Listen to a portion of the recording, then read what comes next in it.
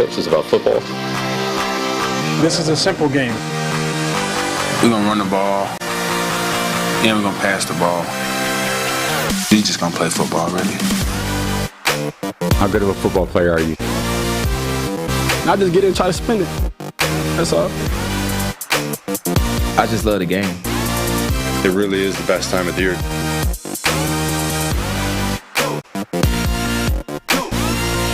What's up, everybody? Welcome back to It's Just Football. I'm Trevor Sikkema. That is Mike Renner joining you guys on a Monday morning as we recap everything that we saw in the NFL this past weekend. Shout out to everybody who's joining the show, watching it live. Mike, that was an entertaining slate of games, especially down the stretch. Yeah. I mean, the 4 o'clock games were lit. Oh, yeah. It was a kind of like a moving day. Like, was that in golf? They call it moving day Saturday. It felt like a moving day towards the playoffs. I like it. Yeah. I like it. A little cross-sport analogy right there. Go. It's good stuff. We got a lot of games we were talking about, of course, on a Monday. What we do is we go through the slate of games, and we give you some game superlatives. We talk about the game we want to talk about the most. We talk about the game that shaped the playoffs, the draft, the game that didn't make sense. We'll give some shout-outs to some other teams, some performances, everything that didn't quite fit in any of those categories that we want to make sure that we talk about. Plus, we've got some fun segments, refreshing the timeline, some great Twitter clips, as well as everybody's growing favorite segment, Mike.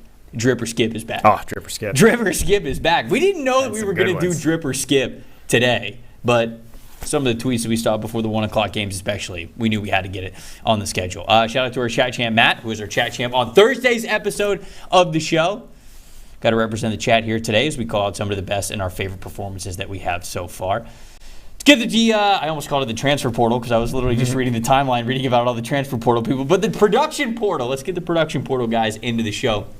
Quinn, how are we feeling today? You've got the shades on indoors. You got a Bengals beanie. You got a Bengals sweater. No, you look like nobody can tell you shit this morning. Well, they can't because they're the best team in the AFC. Does that mean they're the best team in the NFL? They're the best team in the AFC? That's your words, not mine. All right. That's always going to be my words. I just want somebody else to echo them. Eli, we got Eli in the back right there. Eli, I know you were at the game. I saw via Twitter. That starter jacket is a drip. It is. That is. Yeah, we're starting the show with a drip. We are starting the show with a drip right there. Eli, I saw that you made it on TV. And what was it? Didn't you say, are you guys like undefeated when you make it on TV? Currently undefeated when I'm on TV. So what's the we'll record? keep the streak going. 1-0. 1-0? Okay. But still undefeated. He's got the Jim Tom Sula thing going on. That's like one of those Warren Sharp stats. We've not to catch a stray for Warren Sharp, but that's one of those small sample sizes. Just very small sample size, no matter what it is. I'm wearing the Tampa Bay Buccaneers little throwback creamsicle starter jacket here because the Bucs major division game in Monday Night Football tonight in Tampa, Florida. Well, they won without playing a game. You know, the Falcons are 5-8. That's the second team in the NFC South right now. So we are on a quest, a journey, a pilgrimage to see how bad of a record the Buccaneers can have and still make the playoffs. Yeah. I think 7-10 is viable. Still in play. Viable. Still in play. Yeah. I want to hear from the chat. A little warm-up. Get you guys blood flowing. What record do you think the Buccaneers are going to limp into the playoffs with? And I mean that phrase literally because it just feels like that's where they're going at this point. So what's the worst record you could see the Buccaneers having to host a playoff game as a division winner? Quinn, let's go question of the day. We got a question of the day here to get things kicked off officially. We do. Another tie yesterday. Yes. Which got everybody loves a good tie, which got me thinking, since the AFL-NFL merger, what is the record for most total games tied in a single season? Ooh. Always love a good since the merger. Since the merger. Right? Anytime you get since the merger at the beginning of a sentence, it's always, it's going to be an absolute fire question. 1970, I believe. Correct? Since the merger. Yeah, it's 70, right? 70. So, most games tied in a single season. Someone has to have had 2 at some point. But then maybe someone had a third. Is it for the entire NFL? Yeah, it's for the entire NFL. So how many games tied? Yes. Total? Yes. That's why I threw that total in there. It's not single team. It's just like league-wide. How many games? What's the record for most games tied in a single season? A little clarification in the chat. The chat was wondering that as well. I actually don't know the genesis of overtime rules. Quill said, who the hell knows this? Not us. We're guessing. We're guessing, Quill. You got to throw a number. I never know the answers to these questions. I look them up. I put in research before, and now I know. I'm trying to think. But I didn't know ahead of time. Like, I don't even know like the genesis of the overtime rules. I know kind of for my most of adult life, it was 15-minute OT. That was it. And then obviously 10-minute OT has been the last couple of years. Prior to that, has it always been 15-minute OT? I'm not sure. No, they went to penalty kicks. It's just a field goal it's probably kickoff. Somewhere in the neighborhood of like 4 or 5. Dude, maybe that's what the XFL needs to do. What if for overtime the XFL went like mini game style and it was literally just backing up field goals? Like you kick a 30-yarder, then they kick a 30-yarder. You got to kick a 40-yarder. They got to kick a 40-yarder, 50-yarder, 50-yarder. Like no one wants kickers to decide it though. Is the thing. We already don't want kickers to decide it. No one wants kickers to decide it, but that would be electrifying. Just can you imagine when you're backed up to like pressure? 50-yard field goals? Yes. That place would be buzzing. That would be. I hate penalty kicks in soccer. Mm-hmm. I think they are entertaining as hell, but they're an awful way to crown a champion, if you will. It's a mini game. It's not the actual game that's being played. Yeah. But if we're getting wacky, if the XFL wants to take this idea, backing up field goals would be an electric way to end the game. I like PK-style two-point conversions, where it's I do too. 5 2-point conversions, best of 5, or whoever has the most after 5, whatever, and then 1-1-1 after that. Not the way college does it, where it just goes to alternating 2-point conversions at one time, which is a little more fluky in my opinion. I'm gonna say 5. Yeah, I'll say 4. Okay, I'm gonna say 5. Okay. Guys, please let me know what you think of my idea for overtime field goal penalty kicks. I think it would be sick. It would be better. I don't like the idea of extra football, though. Like with a full quarter of extra football, I like that they made from 15 to 10. It's good, but like injuries at that point in the game are so much more likely because you're tired, because it's more than you play at any other point. Like you are beyond tired. You don't prepare to play over 60 minutes of football. So I do think for player safety reasons, I would like a different overtime option at some point. In the playoffs, sure, you can play another quarter. You want it to be decided on the football field. But in the regular season, I want the stats to align in terms of not adding a bunch of yardage to people and whatever. And I want the sort of health of the players to come first. Patrick said folk style wrestling. I don't know what that is, but the best offensive tackle, or the best overtime sudden victory start on neutral feet. Patrick, you're gonna have to say that again because I have no idea what you just said here for an overtime suggestion. Jake says I want to have the coaches go out to midfield and box it out for overtime victories. Strongest coach just give wins. Mike Vrabel then. Mike Vrabel versus Dan Campbell. Mike Vrabel now. would be the I think Nate Robert Diaz. Saleh might be in there too. That's he looks like he could throw down. What if could it be any coach or coordinator? Because that then goes into who you're hiring as coordinators, right? Yeah. You need beefy coordinators. Yeah. If you got an old head coach, you got to get one at least beefy coordinator. That would go into the hiring process, If you got Mike McDaniel as your head coach, you got Matt LaFleur. You got to do something different. All right. Anyways, all right. Let's move on. Let's get to some refreshing of the timeline here. Can we start with the Jimmy G news? Actually, I know that's not on the sheet, but this kind of broke right before the news started. Or actually, let's go Baker Mayfield first. Let's go Baker Mayfield. Stick with quarterback. Baker Mayfield, I guess, is reported to be going to be released by the Carolina Panthers. What do we think, Mike? Just right out of the gate, immediate reaction. I mean, these kind of go hand in hand, right? Jimmy G going down, Baker being available. I think that it makes sense for the 49ers. You got to try kick any doors you can at this point. But Baker Mayfield, the situation there in Carolina was never going to be good, and he's not the kind of quarterback that can elevate a situation. It's just I think what we've learned now through 5 years of his NFL career is that he's going to mirror a lot of the talent around him, and there just wasn't a lot of talent around him. I feel like it's done for Baker, right? I mean, as a starter, no one's giving him a starting opportunity at this point. He's going to have to go the Geno Smith route. Yeah, but would Baker do that? No, I mean he's going to have to, right? He's going to have to take a back seat. He doesn't have backup personality energy. But that's also kind of what I'm saying is I genuinely feel if he doesn't go to the Niners, he's going to go to some team in the offseason and have a quarterback battle. I don't know if he can win it at this point because nothing has really told us that he would win another quarterback battle anywhere, basically. Mm-hmm. And if he doesn't, I would not be shocked if Baker's out of the league a year from now. I do think, though, 2 or 3 years on the bench, maybe a little time with some Buddhist monks, some Zen therapy. Could do well for Baker. Oh, sure, yeah. Could do well for Baker. Yeah. Well, you can say that about everybody, really. Yeah. Well, not Aaron Rodgers at this point. He's too far gone. Oh, yeah. That's you can't. Too much of a good thing. Yeah, he's already there. You see what he's happens. already reached enlightenment, and it's not great. What do you guys think about Baker Mayfield? I'm very curious. What does the chat think about Baker? Do you guys think that he's destined to be a 49er with Jimmy G's injury, which we'll get to in a little bit? Do you guys think that he could go to a different team this offseason and have some success? There's going to be a couple of different teams that are looking to change their quarterback spot no matter what. So I'm just curious what you guys think of Baker Mayfield. Do you think he's going to be in the league for very much longer? Do you think he could be a backup? Because I agree with you. I think he could be a backup in this league for a long time, but does he want to be? Because that's kind of a different position that you got to put yourself in mentally. And Baker's a vocal, competitive guy. So I just wonder if that's going to be the case. What do you guys think? Let us know what you think. I think he goes to the XFL and helps us institute our kick rule.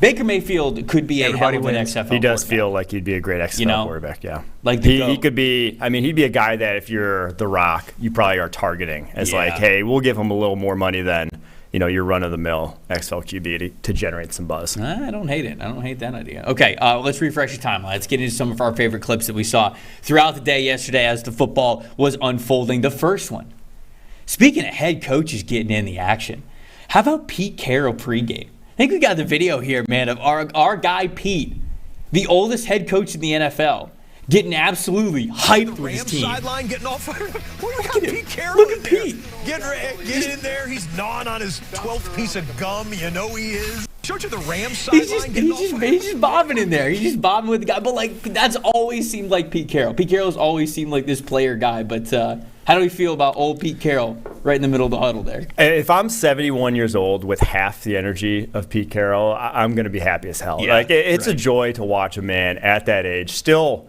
in the prime of his life, living it up. We were speculating prior to the season. We're like, why'd he come back? Right. Why is Pete Carroll still doing it? Why another rebuild? He knows more than we do. He knows himself better than we know him, that's for sure. But that's awesome to see. I absolutely love that.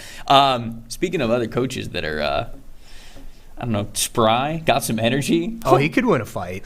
Are you talking about Mike Tomlin or Pete Carroll? I'm talking about Pete Carroll. He could win our hypothetical fights at midfield. He could scrap. He could scrap. Yeah, not everybody, but Pete would. Pete Carroll could scrap. Pete could He'd pull rip it the out. shirt off, too. Yeah. Oh, yeah, because he was shirtless at the combine. Is that the reference you're making? The DK Metcalf? There we go. I see what you're saying. I see what you're saying, Tyler. Let's go to the next one, though. Let's keep the head coach train rolling. Did you see this clip after the game of Mike Tomlin? You got a fan. He's trying to give a little selfie video. He's just trying to say, like, yo, Tomlin, big win. And Tomlin's like, listen, I'm working. You guys got to see this. I'm winning. Let's go for the win, man. I'm fucking working. I'm winning. Let's go for the win, man. That one was so good. We should have lived that. The guy was like, hey, Tomlin, stoked for the win, man. Yo, I'm working. Dude, so good. That's what makes Tomlin, one of the best coaches in the NFL. He is locked in. He's an intense dude. Yeah. He's going to, from start to finish, be Mike Tomlin. He's going to be that guy. He was recruiting. Yeah. He was on the phone. He was recruiting. After the game, the grind never stops. He just had to let the guy know he was working. Still working. Incredible for Mike Tomlin. Mike McDaniel, sticking with another Mike, sticking to head coach. We're going to go to Mike McDaniel here. I actually really love this. This was kind of caught on the TV broadcast when the Dolphins were playing against the 49ers. And it's a little huddle between McDaniel, the coaches, and Tua standing right there. The caption says the people's coach. You can read his lips. If we can keep playing this, you can read his lips at the end. He's looking at Tua. They're having a discussion. And he basically goes, no, I effed up. That one was on me. And Chris Long, it was his video. Chris Long says, you don't see this accountability a lot from a head coach. And I feel like that's the vibe we've gotten from Mike McDaniel all year long. Is it's not just his offensive acumen, but it's also who he is, taking accountability and being able to relate to the players. It feels like a reason why a lot of people are really in on him as Miami's head coach for the long term. Yeah, truly a new kind of wave of coaching, just how the approach the coaching position. You think of the old guard of coaching, they're kind of revered, they're above everyone on the roster, they lay down an iron fist, it's what they say goes. No, McDaniel's like one of the players. He is in that locker room, he is part of the team, but he is not above the team. So he is taking accountability alongside everyone else, and I think that is the best way, or that's what we're going to see more of in the future with just how to relate to players of a different era. I think everyone's lamenting, I can't, lamenting this new generation, Gen Z, whatever. At some point, you have to relate to the guys. You have to change your coaching style. And I think we're seeing with his success, and obviously didn't have success in this one, but with his success this year, I think we're seeing a different wave of coaching style that's going to proliferate to some degree across the NFL because it's going to have to. It's going to have to do that because those are the guys that are going to be having more success in the coming years. And I do think that, a lot of either front offices who are making hirings, GMs, or owners who are making hirings for head coach, they think that just being a young head coach means that you have that. They go let's get a younger head coach in here, an innovative guy, a more new age guy, can relate to the players because he's a younger guy.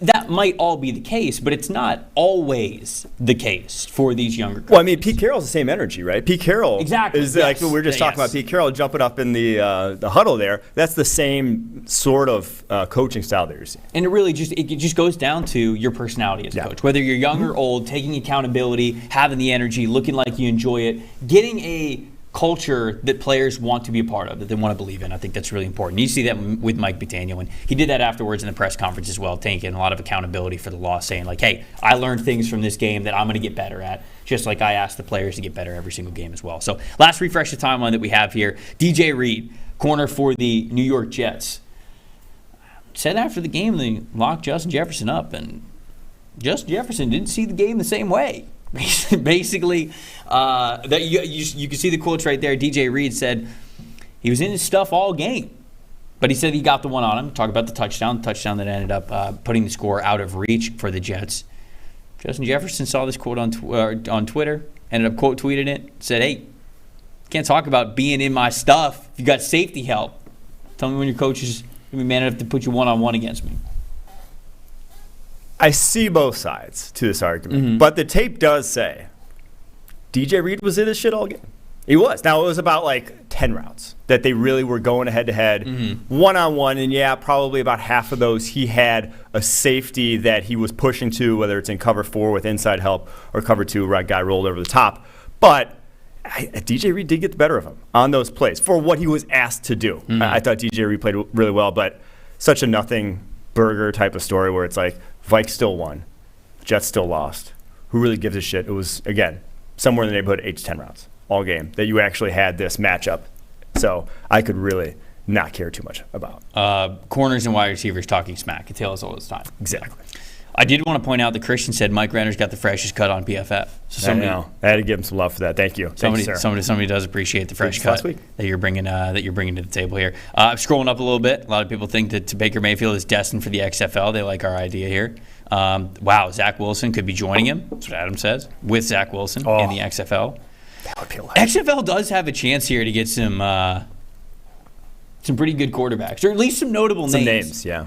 Felt like when the XFL was coming around, what was it, a year ago, 2 years ago? I don't even know. It was 2 years ago. Even like the AIF, it's like the talent pool of players wasn't great that was kind of exiting the NFL, and it feels like, I don't know, maybe there's a chance for some notable quarterbacks to enter the XFL. A lot of XFL talk already. Didn't think that would be the case here on the Monday, but we just love ball, so we're going to talk about it no matter what. Let's get into the games. Let's do the superlatives. Yes. We always start with the game we want to talk about the most. So, Mike, what is the game from yesterday that you want to talk about the most? I want to talk about the Cincinnati Bengals.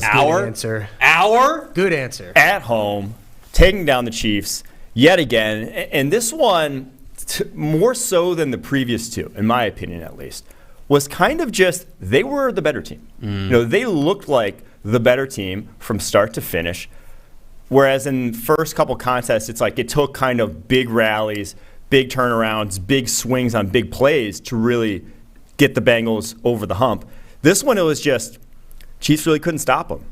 Too many of those drives. And they did obviously have the big fourth down stop at the goal line. Like, the brakes did not bounce the Bengals' way to win this game. They just were the better team. So that one was a real statement game to me that what we've kind of been saying, right? The Bengals are back. The Bengals have been back now for a handful of weeks. Obviously now getting Jamar Chase back, taking that to another level. But this is the team we saw win the Super Bowl. The early season struggles, whatever was going on then, is finished. Bengals are right up there with the Chiefs, with the Bills, as teams that should be considered the favorites in the AFC. A couple of our games overlap. We just put them in different superlative categories. So this one was the game that shaped the playoffs for me, just because I want to talk about Dolphins and the Niners. But in this game, because we'll just continue this conversation, this was a massive game, and I do agree with you. The Bengals are more legit than I gave them credit for even at the beginning of the year. I feel like you were on that train a little bit sooner than I was. But, man, you look at the Bengals. We've talked about it a little bit on this show.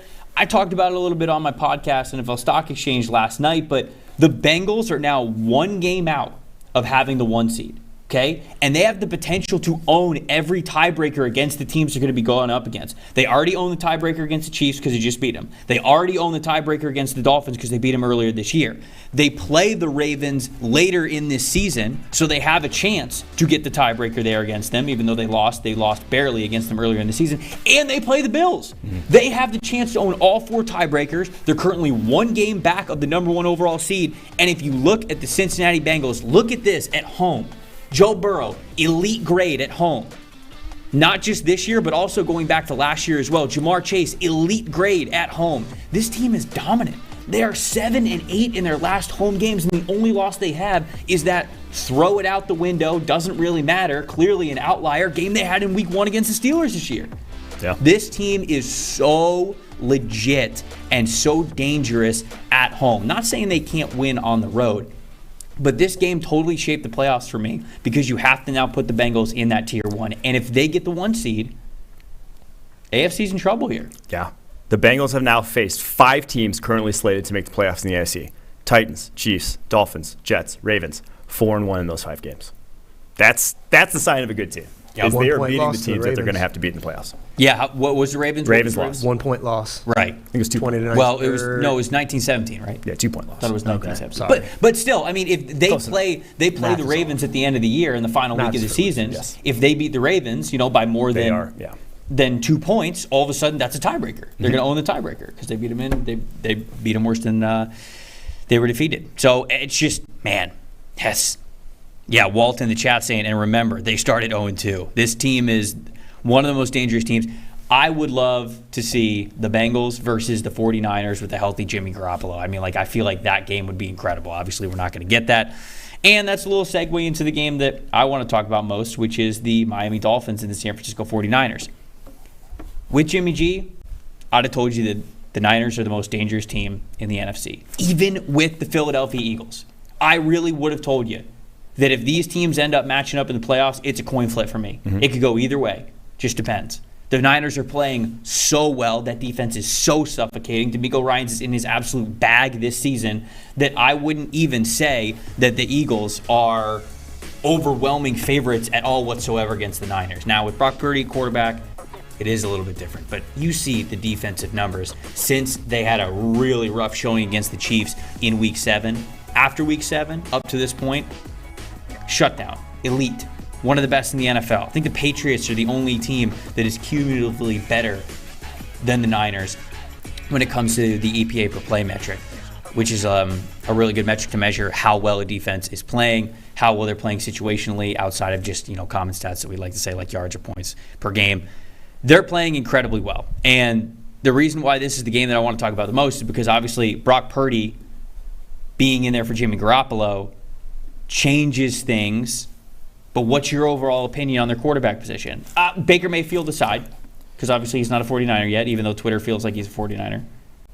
What do you believe with the 49ers after yesterday's win? I'll say I was probably one of Brock Purdy's biggest fans coming out of Iowa State. I thought he could operate an NFL offense. There's some things he does very well. He's very accurate with the football. He works the middle of the field very well, and I think he's a gamer and a guy who's not going to really be fazed by being under a ton of pressure. He's not going to collapse and really have the game be too big, moment be too big for him. That being said, he is still a rookie. He was still Mr. Irrelevant. He has an absolute noodle for an arm that teams are going to start squatting on underneath and make him beat over the top because obviously mid-game, it's hard to make adjustments going from Jimmy G to Brock Purdy, but they're similarly styled quarterbacks. That's obviously why the 49ers coveted him, why he's done so well to get this backup job, and why he played so well in this game against the Dolphins. But long-term, no. You have to do a little bit better. I do wonder if they will explore a waiver wire deal to try to get Matt Ryan in the fold. I do wonder if that's something, because I don't think anyone else is going to go out there and say, I'm going to kind of step in front of them for a waiver deal and trade for Matt Ryan. I wonder if that's something that could be in the cards here. For Matt Ryan? Yeah. Obviously, former MVP under Kyle Shanahan, has similar arm strength issues, but obviously would be going to a much different situation, San Francisco versus Indianapolis. What about on the other side of things? The Miami Dolphins losing this game. Mike, I'm going to be honest. I still think that any given week, I think the Dolphins can beat any team in the NFL. Yes. But when it comes to winning a Super Bowl, getting to a Super Bowl, you got to win 3 in a row. You got to win 4 in a row against the best teams in your conference, and then you would think a top 5 team that you're playing at the end of the year as well. I don't think Tua can do that. It sounds harsher when I say it this way, but I don't believe the Dolphins are a legit contender for a Super Bowl this year, because I don't have faith that Tua himself will be able to string together 3 or 4 good enough games against some of the best defenses, more importantly, some of the best pressure teams in the NFL, to be able to get to or capture a Super Bowl. So I think the team's really dangerous. I think they could shoot week 1 if they get matched up against, Bengals, Bills, Chiefs, whatever, like whoever doesn't get the 1 seed, if it happens to play out where they're a wild card team, they end up getting one of these other really good teams, they could upset them. I think that they have that in the cards. But win a Super Bowl, get to a Super Bowl, call me skeptic, because I don't believe in the Dolphins that way. The clock struck midnight. Tua turned back into a pumpkin here in this game, because this was why he got clowned last year going into this year. These performances is why everyone was joking about Tua, talking about little off-seasons, because he had about 4 of these games last year where it's just like missing every throw, maybe not making the worst decisions with the football, but has probably a couple, smattered in there that he probably would want back. But just accuracy that completely unlike the other games we see. Like, he had games last year where he didn't miss a throw. And he's had probably over half his games this year where that's been the case, where it's just is not missing the target that he wants to throw the ball to. But now, and then all of a sudden, whatever it is, and it goes back to maybe the confidence issue that Mike McDaniel dealt with this offseason, or maybe the pressure issue that he was obviously facing against one of the best defensive lines in the NFL in San Francisco. But he was in his head to a massive degree, because he missed about 8 throws in that game that, again, going back to, there have been games this season where he hasn't missed any of those. Hasn't had any throw as bad as probably 8 throws he had in this game. So don't know what was going on, but that was the worst Tua's looked all season long. And people are pointing out, an injured Armstead. And look, Armstead's obviously a big deal. He's one of the best offensive tackles in the NFL. I'm not trying to say that doesn't go into account here. It definitely does. But like Tua himself, you are going to get pressured in the playoffs. That's what I'm saying. It's not just like a regular season, this game, look at the injury situation. Like, even with Armstead back, you're going to face pressure. You're going to go up against some of the best defensive lines in the NFL. You're playing the best teams. And so I just think surviving that kind of a schedule in the playoffs, where you got to win 3 or 4 in a row against teams that only get better and better and better, I don't think that Tua's at a place right now where he can string all those games together. So a team that's making the playoffs, yes, I believe that. A team that could really make some noise against any opponent, probably for 1 game, yes. I don't believe they're legit Super Bowl contenders. I think they are. You do? I okay. Think they are. Well, you got more faith than I do. Yeah. So that's just where I am. I think consistency is really important, obviously, when it comes to winning in the playoffs and facing the best teams. And I don't see that from Tua right now, so I just don't believe it. What about the game that shaped the playoffs for you? The game that shaped the playoffs is the game that everyone's going to be lamenting come Week 18, because it's going to throw a wrench into the win-losses, the tiebreakers. It's the Giants-Commanders tying. We said the 2 games that they have over the next 3 weeks are going to be massive in terms of deciding which one of those 2 teams is playoff bound. Well, the first one, they punted. Kissing your sister, whatever you want to call it. The tie, 7-4 now and 1 for the Giants, 7-5-1 now for the Commanders. Giants' remaining schedule, we'll go back to this just to see, because I think one of these 2 teams is getting in, but I would struggle to see both getting in, because the Seahawks have at least 2 layups left on their schedule in the Los Angeles Rams in Week 18.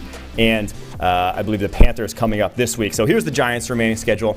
Eagles twice, Commanders again, Vikings and Colts. That's going to be a grind for them. This is a team that, they've eked out a lot of close wins, but those 2 Eagles games, they better hope and pray that the Vikings are not still a 2-loss team heading into Week 18, that the Eagles can put their foot off the gas pedal, because that's going to be a massive one for them. There's really only one game on that schedule that you're going to say is a winner. If we can flip now to the Commanders' remaining schedule, on the other hand, Commanders, bye this week, then obviously that Giants game.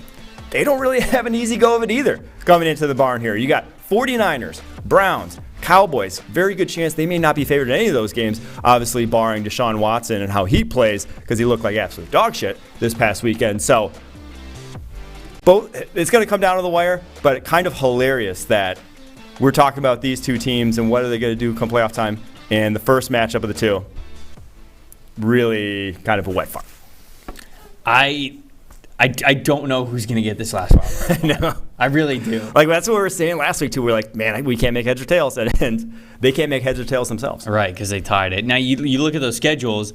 The Giants are still up a game on the Commanders as of right now, but Commanders have the bye this week, so it evens out depending on what the Giants do. If they win, wait, did they play the Eagles? Did they play the Eagles this upcoming week? Is that who the Giants play? Does it go Eagles, Commanders? Giants play the Eagles, yeah. Yeah.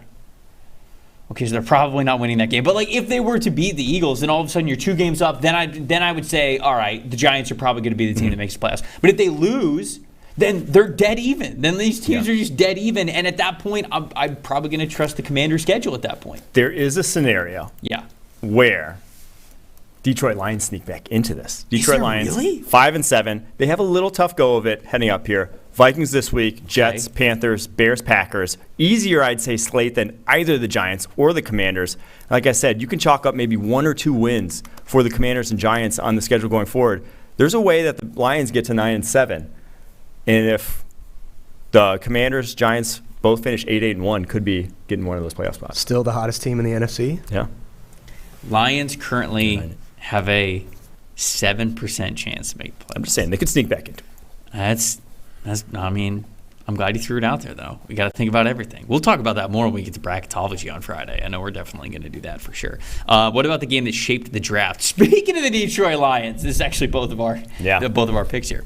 Lions, Jaguars. Jags now slated to pick 7th overall, which would be the most insane run of ineptitude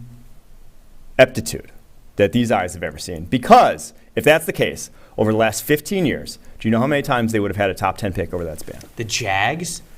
If they draft in the top 10 yet again. Is it more than 10? This would have been a good question of the day. This is a great question of the day. Is it more than 10? It's more than 10. Okay, 12. It is 14 times. No way! They've only not drafted in the top 10 once. The year they went to the AFC Championship game. Top 10 every single other year since then. How insane is that? How insane is that if you're the Jacksonville Jaguars? So that is painful. Back to 7th overall. Have you tweeted that out yet? I have not. I don't want to be kicking them while they're down. But okay, I was gonna say I'm very insane. And their draft record of late that's bad. Does not inspire faith. That's bad. Not inspire faith. So if you're Jacksonville Jaguars, I don't know what you're hoping for. Like, Trevor Lawrence looks great, and you still can't build a competent roster around him. Very, very unfortunate. If you're a Jags fan. Yeah, obviously this game shapes the draft in a couple of ways. Jags move up the draft order, currently picking number 7 now, as you highlighted. So, they're impactful because they're another team picking in the top 10. Detroit already has a top 5 overall pick because they have the Rams pick, so they're currently sitting at number 4 overall.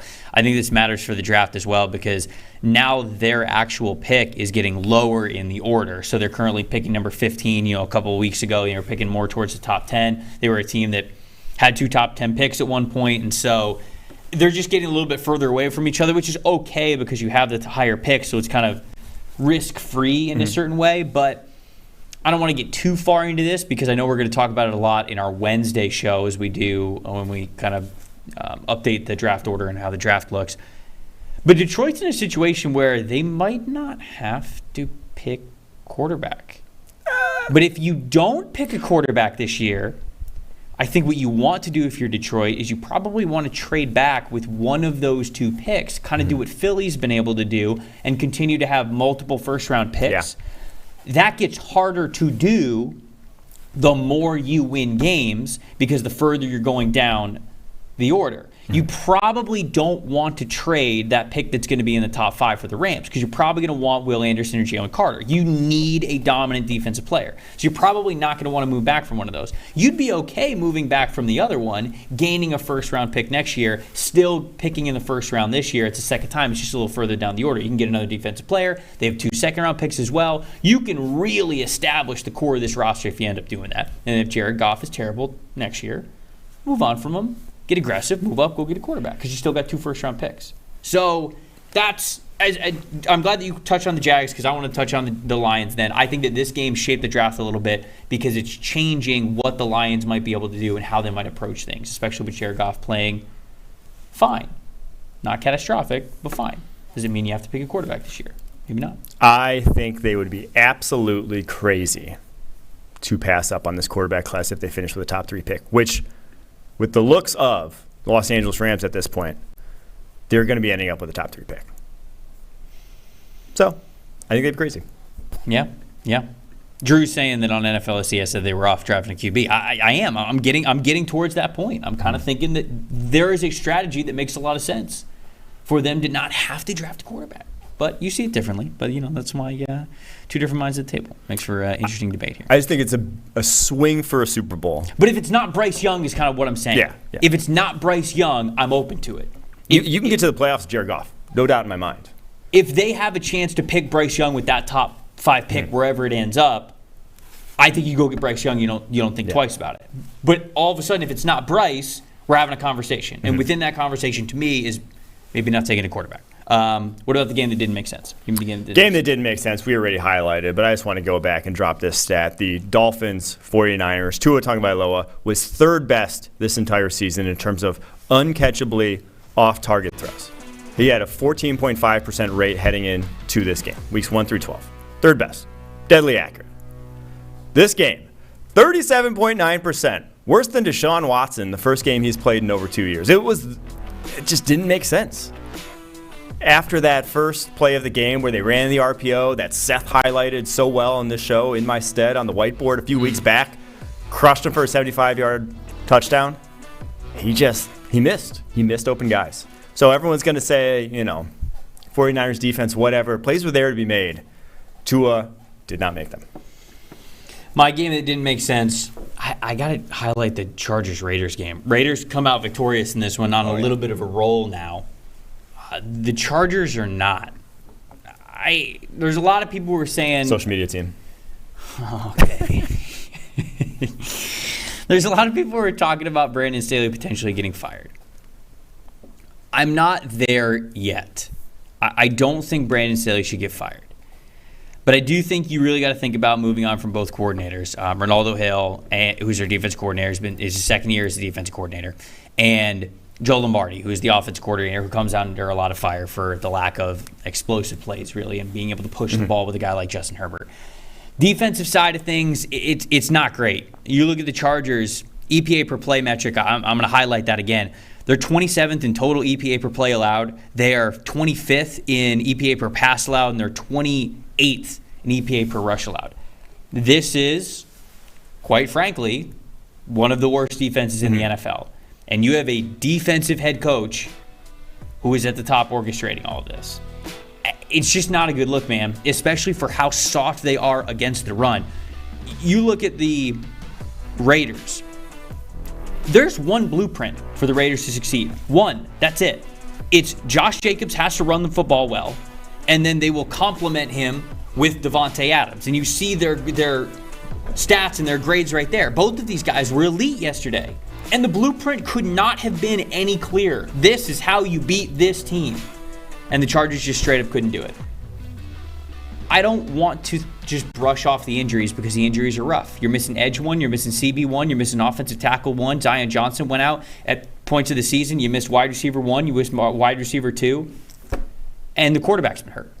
Those are legit injuries. Those aren't just like excuses that you could brush off. They're legit injuries. But you still cannot be this soft as a team on defense. And for as much as I don't think Brandon Staley should go, he's got to get rid of his coordinators, man. Something has to drastically change this offseason, or he's going to be next. That's where I am with the Chargers. They went all in. They gave him Like everyone focuses on the Lombardi factor, on the offense and whatever, and that should be better because you have a top 5 quarterback. And I think those points are valid. I do also think a lot of sort of the conservatism in the passing game also is a Justin Herbert thing. There's a lot of that happened in Oregon. But going back to the head coach, Brandon Staley, you can't bring in what they did this offseason on the defense side of the ball. 2nd-round pick for Khalil Mack. Big money deal for J.C. Jackson. And as the other free agent signings that they had, Sebastian Joseph Day, they obviously brought in like Kyle Van Noy too. Like they did all they could do to give him his guys that he needed to win on that side of the ball. And they are still a bottom 10 defense in the NFL. That's worrisome. Like that is the scary thing, is that you have the coach bringing in guys that theoretically should be his guys, that should fit his scheme, that should be impact players, that they paid a hefty price for in giving up a 2nd-rounder for a guy like Khalil Mack. And they're not. And obviously J.C. Jackson looked like an awful fit for that defense, was doing nothing before he even got hurt. So that to me is the bigger worry, is that this was your all-in year. This was your shoot the moon, and you are 500 right now. Not good. Someone's got to be a fall man for this. Maybe the training staff that obviously has plagued the Los Angeles Chargers for so many years, but no, also there is coaching deficiencies on this roster. TJ says when you have Khalil Mack dropping into coverage 18% of the time, the DC has to go. Can't fact check those numbers, but TJ seems like a stand-up guy, so I'll trust him about it. Buzzard said, the AFC. They said that the AFC West was going to be full of great teams. Walt said NFL pencil necks said that the Chargers were going to have the best defense in the NFL at the beginning. Great term, pencil necks. Those nerds. I don't think that 18% of the time stat was accurate. Maybe in this game. Maybe it may. Well, maybe. But 28 times the rest of the season for Khalil Mack. What if it was all 28 yesterday? Could have been. Yeah, you don't know. You don't know, Mike. You don't know. All I'm saying, you versus TJ. I feel like I'm going to trust TJ. That's all I'm saying. What about another game that didn't quite fit into this box of games that didn't make sense? Any of the superlatives that we had? Anything else you want to shout out? Yeah, a couple ones here. Titans, Eagles, A.J. Brown. Sick. Just showing, I guess, John Robinson how much he really is worth. He has been a game changer for that team. He is your, even when I'm not open, I'm open guy. 9 targets, 8 receptions, 119 yards, 2 touchdowns. Truck sticked Christian Fulton into another planet on his touchdown that may have been OPI, but we're going to give it to him because it was sick enough. It was not OPI. It didn't get called. It wasn't OPI because it didn't get called. OPI. Had the other one that wasn't incomplete was damn near complete. A go ball up the sideline, and they caught a touchdown the next play. But, yeah, everyone haggling over all these, you think about all these first-round trades that were made this offseason. Devontae Adams obviously looking great. Tyreek Hill looking great. Marquise Brown, we always kind of said that one really wasn't worth first round in the first place. But A.J. Brown, weapons, man. It's the way of the world. If you want to win in today's NFL, weapons. I totally forgot that. So that's the one I wanted. That Marquise Brown got traded for the first round. Yeah, we don't talk about that one because it never should have. Forgot that one. Yeah, A.J. Brown's unbelievable. The Philadelphia Eagles are unbelievable. What do we say all the time here on the show and basically just everywhere? Titans are always going to play everybody tight, right? That's just their identity. That's what they do. They're going to play every single team tight. They're a well-coached football team, everything. They got blown out by a team that was far superior to them, very clearly. Eagles are an absolute house. They have such a lead for the number 1 overall seed. I don't think the Vikings are going to catch them. I think they're going to have home field advantage throughout the playoffs. And then, as Quell was saying earlier, I was saying on my podcast last night that I don't think there's a big threat to the Eagles if they have home field advantage.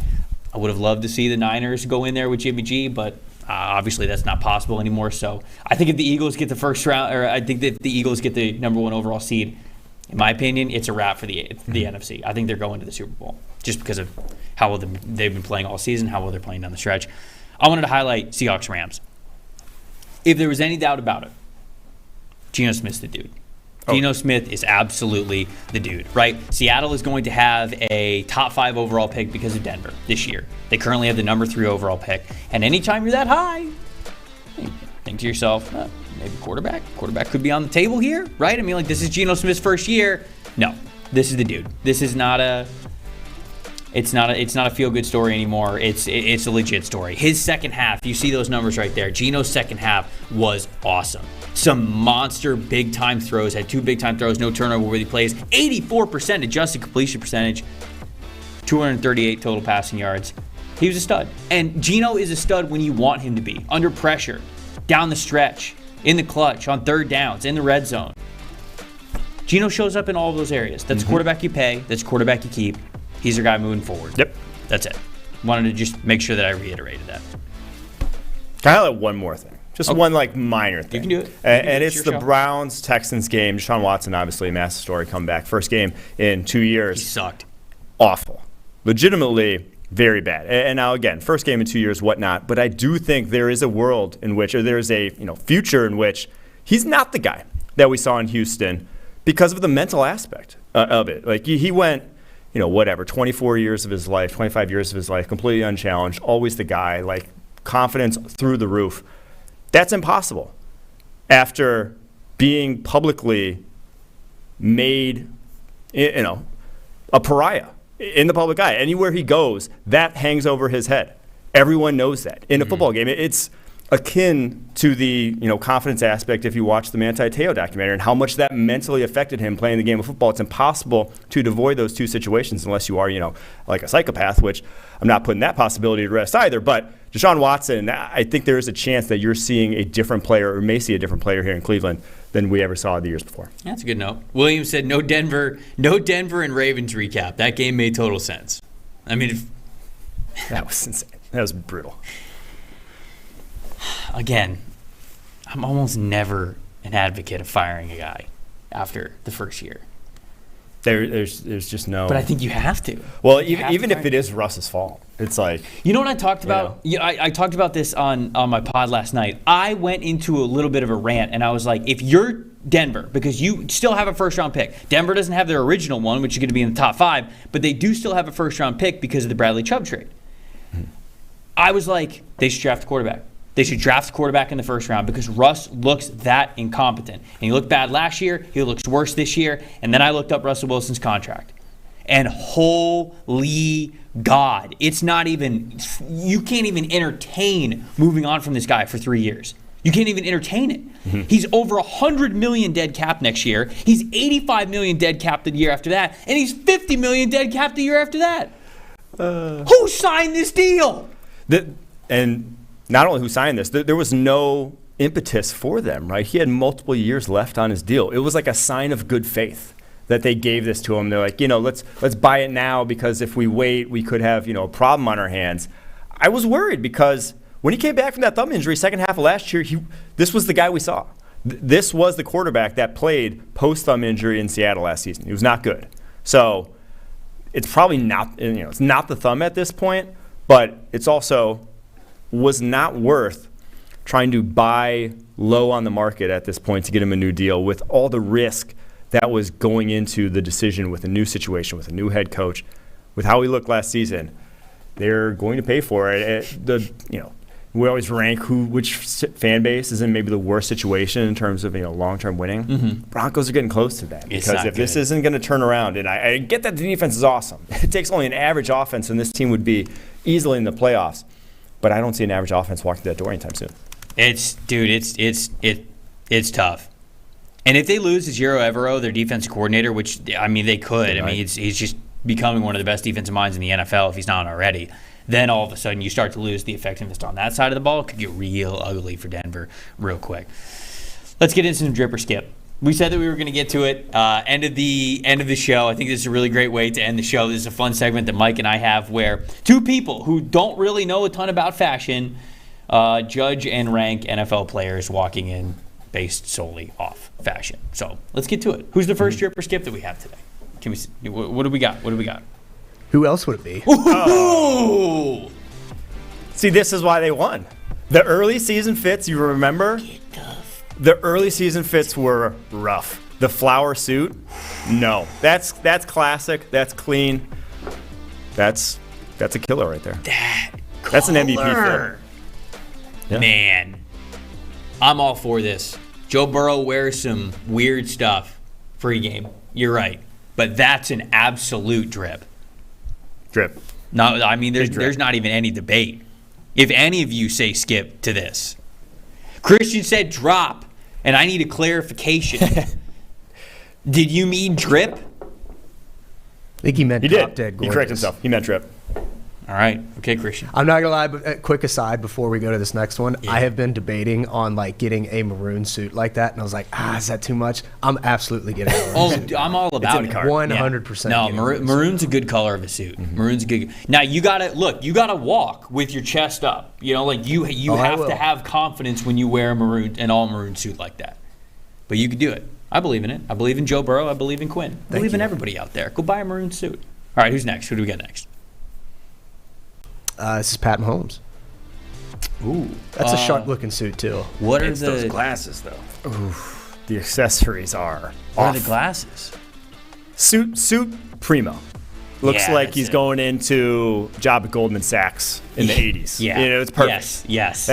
That's on point. This guy looks like he's about to scam me for a stock. Oh yeah. That is not going to perform well, but he's going to make a lot of money on commission. Mm-hmm. That's what he looks like. Tie is off already. Pencil? Tie doesn't quite fit. And then to go with whatever those loafers are. No, come on. I like the loafers. Do you? Yeah. It looks like ballet shoes from here. I think it's just the light. I think the light's a little weird. And then the shades are just, they don't fit, right? The shades don't fit the rest. So I'm gonna go. I gotta split. This is drip. This is a skip. Come on, no, come on. It's a drip. That was a skip. No, that was the difference in the game right there. Those two pictures. You didn't watch the game. That's all you needed to know. Okay, let me look. All right, for Mahomes. Wow. Tarka said skip right off the bat. Buzzer said skip. What's going on with you guys? Parker says yikes, the shoes. I think the light was doing the shoes a disservice. Okay. I think they were doing Maybe it dirty. I need another. Christian said the glasses ain't it. Man, I'm with Matt. Drip. He says, he said drip if you ignore the head. I think that's the thing. If you take the glasses Neck off, I probably would have said it a different way. But if you take the glasses off, I do think the tie is underratedly a poor aspect of that fit too. The tie needs to be better. Skinny tie would have been better. Exactly. Tie's too thick. I still thought the look all came together. Just got glasses. We need something else with glasses. All right, what's next? Who we got next? Jason Kelce. It looks like. All right, Jason Kelce. Oh, yeah. Oh, yes. Yes. So this is from the movie 50 First Dates. Everybody who has not seen the movie 50 First Dates, which I would be shocked if you haven't, because I feel like it's just like an Adam Sandler classic that's on TV all the time. But this is the brother. I can't remember his name in the movie, but he's like that weightlifting brother who did steroids, but didn't want people to know he did steroids. And he walks around with the shorts, with the brown belt, and with the mesh see-through, like, cut-off. It's Rudy, right? It is. Yeah, Rudy. it's Sean Astin. I don't know his name in the movie, but Sean Astin. But the great part about it is that everyone has seen a guy at the gym dressed like this. Sure. That's like not actually that in shape or doesn't have like warrant being dressing like this. He's not like DK Metcalf looking where it's like, okay, you can forgive him for dressing outrageously, but everyone's seen that guy, so that's why it's perfectly on point. Christian said confidence is a drip. The fit though is a skip. I think it's all but it's all total package. Yeah, I think it's total package. There you go. Quell said, "There you go. This is that's just so almost spot on for that." Quell said in the chat that Kelce mentioned a couple weeks ago that he doesn't play dress up. He kind of does. This man gets a podcast, and all of a sudden, now he's listening to people. Now he's caving. Now he's a before the game fashion guy. I will say, if you're actually gonna play dress up, if you're gonna try to look outrageous, paying some homage, this is a good way to go about it. That is. All right, what's next? Who's next? That was a good one. I like that. Bear with us. Oh, Taylor Heineke. Oh. King. That one's insane. That's one of the best of the year. Another guy playing dress up. By order. Yeah. Of the Washington Commanders. This is that you said paying homage to something. This is straight Peaky Blinders, man. I mean, and I'm not gonna lie, he nails it. This is a Peaky Blinders fit, and he's even got like the face. That's what I was just gonna say. he fits the actual, visual, the aesthetic components. He looks like Michael. He doesn't look. He's not like a full-on Shelby brother, but he's part of the gang. Like he's part of the Peaky Blinders. That's what I think. You know how like Tommy will tell all the these nameless henchmen to go do something. He's like, all right, you boys go, do this at the races or whatever. That's Taylor Heineke. Yep. He's one of the 3 dudes that's like the henchman for the Peaky Blinders. If I see a single skip on this one, you guys are nuts. Who said skip? I don't think anyone said skip. We've got Parker calling him a goofy so I'm not sure if a ton of people love this one. Man, you guys are crazy. Taylor Heineke, isn't it? Quill says he's looking spiffy. Zach said it's a drip. Jonathan says it's an absolute drip. TJ notices the Shelby connection. William sees the Peaky Blinders, so it's got to be a drip. Birmingham says skip because he annoys me. Birmingham, I think Birmingham's a Giants fan. And he's a Giants fan. Goes into it. Come on. Birmingham, you got to leave your bias to the side. Oh, no. Hopeful Lions fan. He says he has a friend that dresses like that unironically. That's tough. That one's tough. You can only do that as a joke. That's a Halloween costume right there. You can't actually walk in like that. Yeah, but what if he's English? What if he's from still the UK? No. That's still no. What if he's literally from Birmingham? Birmingham. All right, what's next? What do we got next? I think it's an absolute drip. It's a one-off thing. This is the Jets, the whole Jets team. Ducks fly together. No way! I didn't see this. Wow. Are they all wearing different jerseys? Yeah, I just got to say though, the old school 90s, early 2000s Mighty Ducks jerseys might be the best. You're saying the green ones. You're saying the green ones? The white ones. The old Mighty, the real Anaheim Mighty Ducks. Yes, those might be the best jerseys in all sports. Yes. I love. Okay, so he's wearing a Charlie Conway jersey because I see the 96 and I see the captain, and then TJ's wearing an Adam Banks jersey. I think, is that Braxton Berrios who's wearing an Adam Banks Hawks jersey? I think I have to respect that though. I don't know who's up front right there, but they're wearing a Fulton Reed jersey. Man, this is fantastic. This is absolute drip for me. Did you watch Mighty Ducks growing up? No. I sit this one out. You've never seen any of the Mighty Ducks? I think I have. I think I was really young. What did you do as a kid? I was really young. I just don't remember. You're from the Midwest. I know. We didn't play hockey. This is your movie. I was not a hockey guy. What? Never been. Sit this one out. All yours. You tell me. It's a drip? My God. It's a drip. It's an absolute drip. You've got the different era jerseys. Oh, man, that's just, I can't even look at you right now. This is my childhood, dude. Watching Mighty Ducks is my childhood. We got to go on to the next one. I'm already too hurt.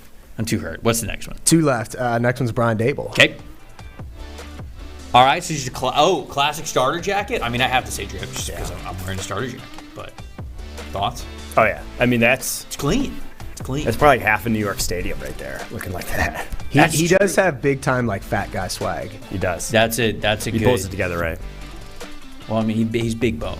He's got big bone swag, Yeah, I mean, for a coach, if you're going to show out you can't get into the weeds. You can't be doing Peaky Blinder stuff. You can't be looking like Joe Burrow. Can you walking imagine into if that. he did do Peaky Blinders though? You can't be getting in on that. But you can get a little fresh with it, and I think Dable, he's killing it. Yeah, look, I think pants, those sweatpants, can't really tell. He could have done a little better on the pants, but big guy, he's trying his best. It's clean, man. It's clean. It's absolutely clean. Parker said skip. Dayball's fat. Parker, get out of here. Oh. Nobody wants to hear Hence that. the term fat guy swag. Nobody wants that judgmentalness. Judgmental attitude. Get out. Get it out of here. No, a lot of other people are saying it's a drip. Look, like you said, he's the big dude swag, and he's bringing it. I'm all for it. All right, what's the last one?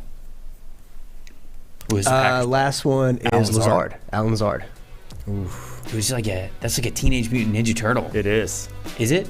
I mean, it definitely gives. It looks like the abs that they put on the Teenage Mutant Ninja Turtles. You know what I'm saying? I like this one actually. Would you wear that? I wouldn't wear it personally. I'm not that swag. Let's get real. But I think said he had a good haircut. I think it's cohesive. I think it's put together. Again, maybe I'm just not a big variety sunglasses guy. Those are just normal. Those are just But I don't like prescription. them. But I yeah, don't like I agree. them, you know? I don't think when you try go for a lot on the you don't need if you're a good-looking human being, you shouldn't need a lot on the eyes to accentuate. You know. Damn, Mike. I'm just saying. Damn. Okay. Damn. This is this actually a Teenage Mutant Ninja Turtle outfit though? Like I'm looking at. I don't think so. Because the jacket obviously is Teenage Mutant Ninja Turtle colors, and then the glasses are almost look like like the bandana that's over their eyes. I think this might be. I wonder if it's an homage. Yeah. Another homage. Which we've already said on the show. If it's an homage, then we bump it up a couple of points. Chad, do we think that this is tribute, or do we think that he just was wearing this? I think it's tribute. Let's ask him. Elliot says it looks like an avocado 2 days from being ripe. That's fair. It's accurate. It's the story of Alan Lazard's career. Just give him another year. I don't know if that is or not. I just felt like that was, if that was going to fit, that was the right place to do it. So I was going to put it in there, take a chance. A lot of people going skip on this one. A lot of people. It was I'd say drip, but it wasn't anything special. Meta says drip because they won. Does winning go into the pregame fit? No, that shouldn't be accounted for. Mm-hmm. But it does predict it, as we've seen. If you do have a skip, chances are you're going to lose. All right. What do we think about the Monday Night Football game? Let's get people out of here talking about Monday Night Football. Tampa Bay Buccaneers hosting the New Orleans Saints. We're talking spread. We're talking money line. We're talking spread. We're talking over-under, and then we're talking a prop bet as well. Bucs are currently favored by 3.5. Over-under is currently 41. And then give us a prop bet, Mike. What do you think? I think Bucs to cover. Okay. I think the old days of Saints own the Bucs. Well, shit, everyone owns the Bucs this year, that offense. But I don't think it matters because I think the Bucs defense will own the Saints. So give me Bucs 3.5 under that number. Mm-hmm. And let me go prop Dalton over 3.5 passing attempts. I think they'll fall behind and have to, or 2.5 there, have to throw the rock. I'm going to go with the exact same. I think the Bucs cover the 3.5. I think this is under 41. I don't expect it to be a pretty game. I think it's going to be an ugly game. And then I'm going to go Chris Olave over 4.5 receptions. I know green line, as we see right there from the PFF app, they like the under. They think the value is good on the under, but I go with my heart. Going over. Gotta listen to my heart. Gotta go with the over.